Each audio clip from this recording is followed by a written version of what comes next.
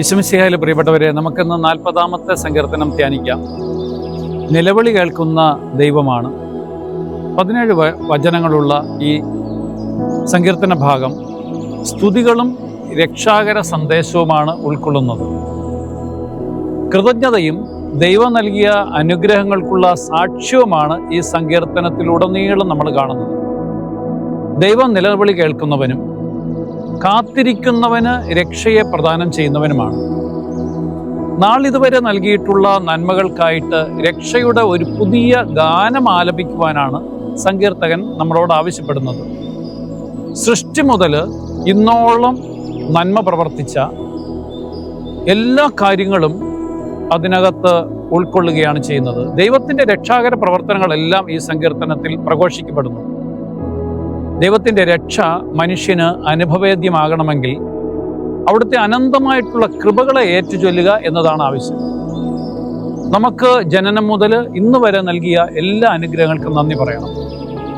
കർത്താവായ ദൈവമേ, അവിടുത്തെ തിരുക്കുമാരൻ്റെ ശരീരം ഞങ്ങളുടെ പാപപരിഹാരമായിട്ട് അവിടുന്ന് സമർപ്പിച്ചു, ഒരു ബലിയായിട്ട് സമർപ്പിച്ചു.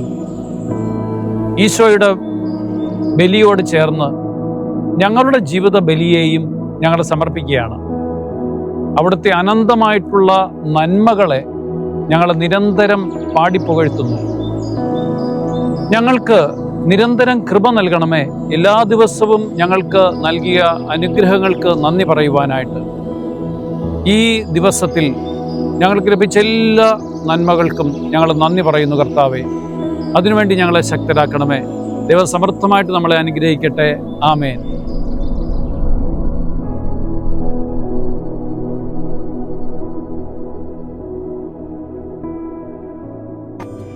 വചനവയൽ ആപ്പ് എക്കാലത്തെയും വചന പഠനത്തിനുള്ള ബൈബിൾ ക്വിസുകൾക്കുള്ള ഉത്തമ സഹായി. ഇന്നു തന്നെ ഗൂഗിൾ പ്ലേ സ്റ്റോറിൽ നിന്ന് വചനവയൽ ആപ്പ് ഡൗൺലോഡ് ചെയ്ത് വിവിധ ക്വിസുകൾക്കായി പഠിക്കാൻ ഈ ബുക്കുകൾ സ്വന്തമാക്കൂ.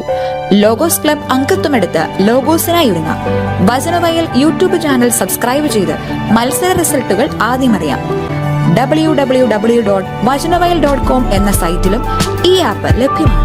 എക്കാലത്തെയും ബൈബിൾ ക്വിസുകൾക്കും സഭാവിജ്ഞാന ക്വിസുകൾക്കും പരീക്ഷകൾക്കും വേദപാഠ പരീക്ഷകൾക്കും സഹായിക്കുന്ന 1,00,000-ൽ പരം ചോദ്യോത്തരങ്ങൾ.